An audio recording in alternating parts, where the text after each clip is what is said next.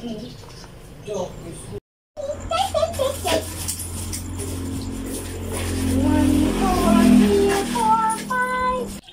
ako nga pala si Yay, dating OFW na taga Cebu. Ngayon ay naninirahan na sa probinsya ng Luzon. Lumipat lang ako ng bahay pero sa probinsya pa rin ako nakatira. Isang ina na may munting pangarap para sa aking pamilya. Tara, samahan niyo ako sa kwento ng aking buhay. Gandang araw mga ka-blessings! At sa nakikita po ninyo, naisipan ko na naman pong magluto sa ngayon. Bali, gigisahin lang po natin tong giniling na karne hanggang sa mag-golden brown na po ito. Sa nakikita ninyo, naglabasan na po yung mantika nitong karning to. Kaya nagigisa na rin po tayo ng sibuyas at saka bawang. Sama nyo na rin po yung bay leaves ninyo at saka mga pamintang durog. At kung meron naman po kayong ground garlic, ayan, isama nyo na rin po yung powder garlic ninyo. Bali, binawasan na rin po natin yung mga mantika dito sa baboy na to. Katapos, ilagay nyo na rin po yung tomato paste ninyo. Bali, haluin lang po natin ng mabuti hanggang sa ma-incorporate na po yung tomato paste ninyo. Pagkatapos, ilagay na rin po natin yung tomato sauce natin. Italian sauce nga po pala yung napili natin. Tsaka nyo po lagyan ng seasoning. Bali, nagdagay na rin po tayo ng basil leaves.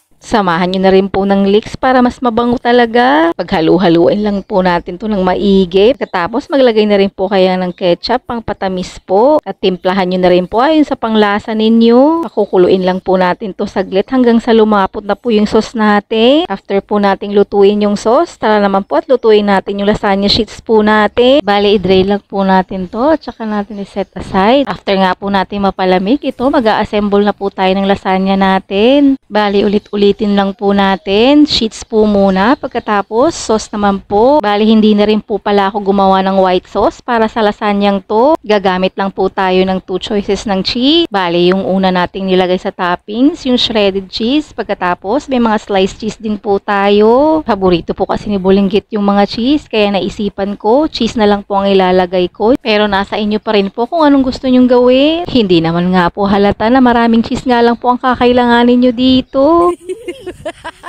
Kaya talagang sulit na sulit talaga tong lasanyang to kung mahilig kayo sa cheese. Eh, yun po kasi ang paborito ng batang makulit. Kaya yan, sinunod na lang po natin. At saka kung medyo gahol nga po kayo sa oras sa pag-prepare ng lasanyang to, pwede nyo pong gayahin ang technique na ginawa ko. Bali, naglagay din po pala ako ng basil leaves dun sa ibabaw ng lasagna. Pagkatapos, sininda ko na rin po ito. Dahil wala nga po tayong oven, kaya nag-improvise na rin po tayo ng gagawing oven natin. Para-paraan lang po talaga tayo mga nanay para makaluto lang gusto nating lutuin. Importante, mapatikim po natin sa pamilya natin yung mga gusto nating kainin. Mas masaya po kasi kung ikaw mismo ang magluluto para sa pamilya mo. Lalong-lalo na po, mas makakatipid ka kung ikaw mismo ang bibili ng mga sangkap na gagamitin sa pagluluto. Nga po pala, hindi po pala tayo chef. Mahilig lang po talaga tayo magluto para sa ating pamilya. O siya, yan lang po muna sa araw na to mga ka-blessings. Daghang salamat sa pagtanaw.